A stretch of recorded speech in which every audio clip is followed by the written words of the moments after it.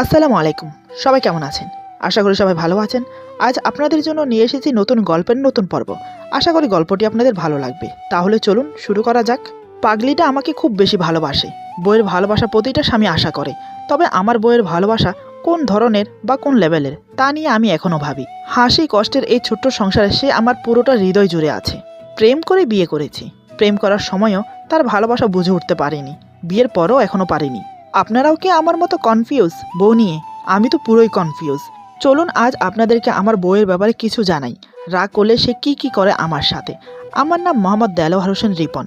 ফ্যামিলিতে মা বাবা আমি আর আমার বিবাহিত স্ত্রী আছে। আমাদের বিয়েটা প্রেম করে হয়েছে। কলেজ লাইফ থেকে প্রেম করছি পুরো 5 বছর। আমার স্ত্রীর নাম নাদিয়া। নামটা যেমন মিষ্টি, দেখতেও বেশ মিষ্টি। প্রথম দেখাতেই প্রেমে পড়ে গিয়েছি। তারপর ধীরে ধীরে বন্ধুত্ব, এরপর প্রেম। একটানা 5 বছর প্রেম করে অবশেষে বিয়ে হয় আমাদের। বিয়ে হয়েছে প্রায় বছর হতে চলল।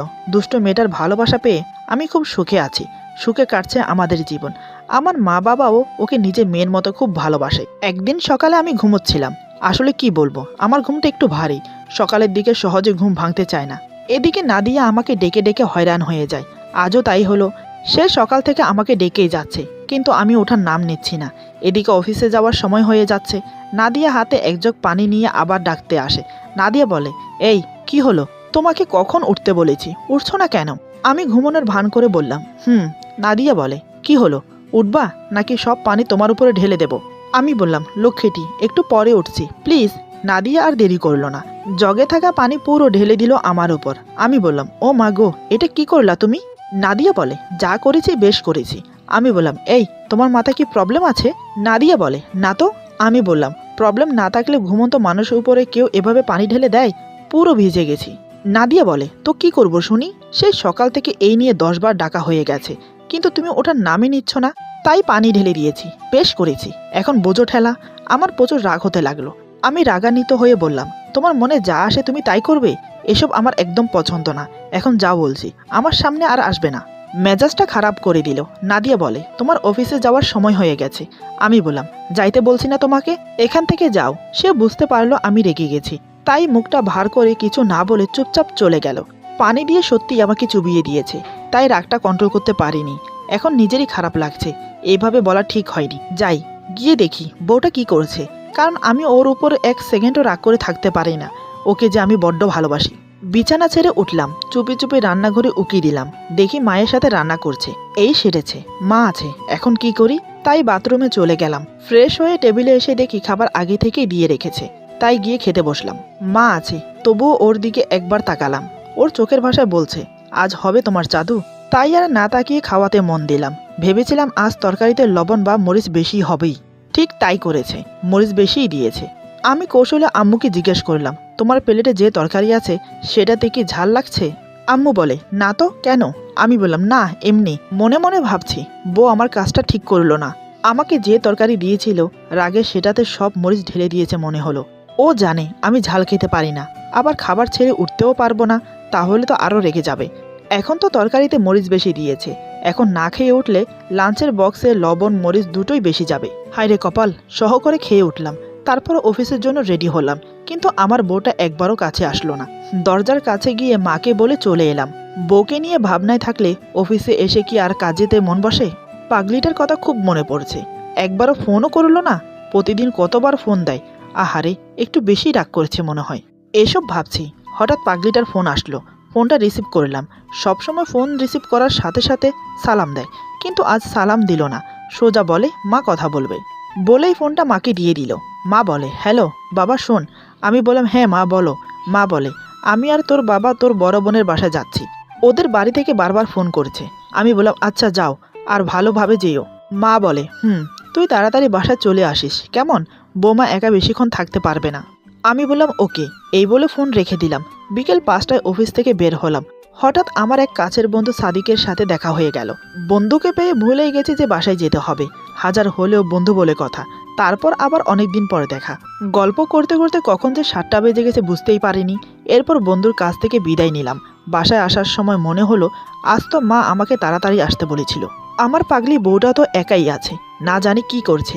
আর আমার যে কি হবে আজকে কে জানে। এসব ভাবতে ভাবতে বাসার গেটের কাছে চলে আসলাম। দরজায় এসে কলিং বেল প্রেস করলাম। কিন্তু খুলল না। তাই আবার দিলাম, তারপরও খুলছে না। মনে মনে ভাবছি কি ব্যাপার, ঘুমাইয়া গেল নাকি? না তো, ও কেন এ সময় ঘুমাবে? 15 মিনিট হয়ে গেল, তবুও দরজা খুলছে না। তাই দরজা ধাক্কাতে লাগলাম। উপরের বারান্দা থেকে বউ বলে, যতই ধাক্কা দাও লাভ হবে না। আমি বললাম, কেন? নাদিয়া বলে, আমি খুলবো না তাই। আমি বললাম, কি হয়েছে জানো, খুলবা না কেন? নাদিয়া বলে, এইটা তোমার শাস্তি। আমি বললাম, কিসের শাস্তি গো? নাদিয়া বলে, আবার আদর করে জানুকো ডাকছো? আমি বললাম, তাহলে কি বলে ডাকবো? নাদিয়া বলে, যতই ভালোবাসা দেখাও না কেন, কোনো লাভ নেই, আমি খুলবো না। আমি বললাম, জানু প্লিজ। নাদিয়া বলে, সকালে বকা দেওয়ার সময় মনে ছিল না? আমি বললাম, সকালে কই বকা দিলাম? নাদিয়া বলে, ভাবছিলাম খুলবো, কিন্তু মিথ্যা বলার জন্য আর খুলবই না। আমি বললাম, না জানু, অমন করে না, খুলে দাও, আর কখনো বকা দেব না, প্রমিস। নাদিয়া বলে, না পারবো না। আমি ভাবছি কি করি এখন। হঠাৎ মাথায় একটা আইডিয়া এলো, দেখি এটাতে কাজ হয় কিনা। আমি বললাম, তুমি থাকো, আমি চলে যাচ্ছি, যতদিন মা বাবা আসবে না আমিও আসবো না। নাদিয়া বলে, যাও, ধরে রেখেছি নাকি? আমি বললাম ওকে, বলে কিছুক্ষণ দাঁড়িয়ে থাকলাম। দেখলাম ও এসে দরজা খুলেছে। দরজা খুলে আমাকে দেখেই জড়িয়ে ধরে বলে, আমাকে একা রেখে কোথায় যাবে তুমি? এই বলে কেঁদে দেয়। আমিও ওকে জড়িয়ে ধরে বললাম, কোথাও না। নাদিয়া একটু রাগী ভাব নিয়ে বলে, কি বললা তুমি? আমি বললাম, না এমনি মানে, এ রাতে আবার কোথায় যাব, দরজা খুলছিলে না তাই এটা বললাম। এই কথা শুনে সাথে সাথে রাগে মুখটা লাল করে ফেললো। তারপর আমাকে একটা কিস করে চলে গেল। আসলে মেয়েদেরকে যে কি দিয়ে বানিয়েছেন একমাত্র আল্লাহ জানেন, কখন তাদের কি হয় বলা যায় না। এখন কি করে বুঝবো, রাগ কমে গেছে না এখনো আছে? আমি বাড়ির ভেতর প্রবেশ করে ফ্রেশ হয়ে নিলাম। তারপর দুজন একসাথে খেয়ে নিলাম। খাওয়ার সময় কিছু বলল না, যত সম্ভব রাগ কমেছে। খাওয়া দাওয়া করে সোফায় বসে টিভি দেখছি। একটু পর বউ কেমন জানি কবিভাব নিয়ে কাছে এসে বসে। তারপর হঠাৎ বলে, আমি যদি এখন কিছু চাই দিবা আমাকে? আমি একটু অবাক হয়ে বললাম, আচ্ছা বলো আগে। নাদিয়া বলে, না আগে বলো দেবে। আমি বললাম, আচ্ছা দেব। নাদিয়া আমার হাত ধরে বলে, তুমি যখন অফিস থেকে আসছো তখন দেখলাম আকাশে সুন্দর চাঁদ উঠেছে। আমি বললাম, তো এখন আমি কি করব? আকাশের চাঁদ এনে দেব? পারবো না, শুধু আমি না, কেউই পারবে না। নাদিয়া বলে, না মানে আমি চাঁদ চাই না, চাঁদটা দেখতে চাই। আমি বললাম, ও। নাদিয়া বলে, চলো না ছাদে যাই। আমি বললাম, না এখন ছাদে যাওয়া যাবে না। নাদিয়া বলে, চলো না প্লিজ। আমি বললাম, উফ, যাওয়া যাবে না। এই কথা শুনে বউ গাল ফুলিয়ে বসে আছে। কি আর করব, এমনি সকালে একবার রাগ করেছিল, এখন আবার মন খারাপ করে বসে আছে, তাই আর পারলাম না। আমি বললাম, আচ্ছা শোনা, চলো, রাগ করো না জানো। বউ খুশিতে আমাকে জড়িয়ে ধরলো। আমি বললাম, আর মায়া দেখাতে হবে না, চলো। তারপর দুজন ছাদে গেলাম। দুজনে এখন পাশাপাশি ছাদে বসে আছি। আসলেই চাঁদটা খুব সুন্দর, আর আমার পাগলিটাও। কিছুক্ষণ পর নাদিয়া আবার বলে, একটা কথা বলি? আমি বললাম, বলো। নাদিয়া বলে, আমি না আরেকটা জিনিস চাই। আমি বললাম, বলে ফেলো, আমি পূরণ করব। নাদিয়া বলে, একটা গান শোনাবে আমাকে? না বলবো না কিন্তু। আমি বললাম, না পারবো না।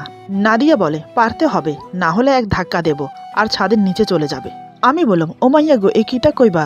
এটা তো বউ নয়, যেন মিস ডাইনি। মনে মনে বললাম। নাদিয়া বলে, কি হলো শোনাও।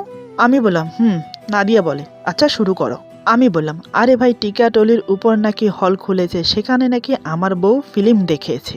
নাদিয়া বলে, এটা কি শুনাইলা, মারি খাবার ইচ্ছা হচ্ছে তাই না? আমি বললাম, দাও না একটু মায়ের, দেখি কেমন লাগে। নাদিয়া বলে, যা শয়তান, ভালো গান শোনাবা নাকি? আমি বললাম, ওয়েট, মনে করি আমার বউয়ের জন্য কোন গানটা গাওয়া যায়। মনে পড়েছে।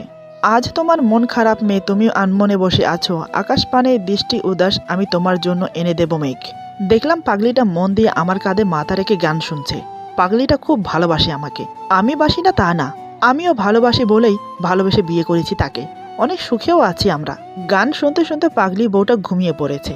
তারপর বউটাকে কোলে করে রুমে নিয়ে গেলাম আর বিছানায় শুইয়ে দিলাম। বিছানায় শোয়ার সাথে সাথে ওর ঘুম ভেঙে গেল। দু হাতে আমার গলা জড়িয়ে ধরে আছে। সে বলে, আমাকে নিয়ে আসছো কেন? আমি বললাম, তুমি তো ঘুমিয়ে গিয়েছিলে তাই। সে আমার কানের কাছে মুখ এনে ফিসফিস করে বলে, ভালোবাসা দাও। এটা ওর অভ্যাস, যেদিন আমি ওকে একটু বকা দেব সেদিন ওকে ভালোবাসতেই হবে। আমি বললাম, আদর লাগবে আগে বলবে না, তাহলে তো আর ছাদে যেতাম না, তোমাকে আদর করতাম। সে বলে, তাতে কি হয়েছে, এখন আদর করো। আমি বললাম, ঠিক আছে। এমনিতেও আজ আমার বউটা অনেক রাগ করেছে, তার রাগ তো আমাকেই ভাঙাতেই হবে। এই বলে আমি শক্ত করে জড়িয়ে ধরলাম, সেও আমাকে জড়িয়ে ধরলো। আমি তার কানে ফিসফিস করে বললাম, ভালোবাসি তোমাকে, বড্ড বেশি ভালোবাসি, সারা জীবন এভাবে ভালোবেসে যাব, তার বিনিময়ে তুমি শুধু আমার পাশে থেকো।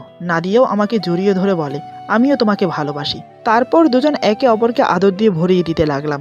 আমার দু হাত নাদিয়ার পেটে বিচরণ করছে, আমাকে কিস করতে ব্যস্ত সে। আমি আমার ঠোঁট দুটো তার ঠোঁটে চেপে ধরলাম, তারপর গভীর এক চুম্বন এঁকে দিলাম তার ঠোঁটে। একসময় দুজন ভালোবাসায় আবদ্ধ হলাম। এ হলো আমার দুষ্ট বইয়ের ভালোবাসা। বোঝা যায় না কখন কি করে বসে। একসময় সে ঘুমিয়ে পড়ল, কিন্তু আমার চোখে ঘুম নেই। আমি মন প্রাণ ভরে তাকে দেখতে লাগলাম। দেখতে দেখতে কখন যে ঘুমিয়ে পড়লাম নিজেও বুঝতে পারলাম না। আজকের গল্প এখানে সমাপ্ত। আশা করি গল্পটি আপনাদের ভালো লাগবে। যদি ভালো লাগে তাহলে লাইক, কমেন্ট এবং সাবস্ক্রাইব করে আমাদের পাশে থাকুন। পাশে থাকা বেল আইকন প্রেস করে দিবেন, তাহলে আমাদের নিত্য নতুন ভিডিও আপনাদের কাছে পৌঁছে যাবে। বন্ধুদের সাথে বেশি বেশি করে শেয়ার করুন। আমাদের পাশে থাকুন। আল্লাহ হাফেজ।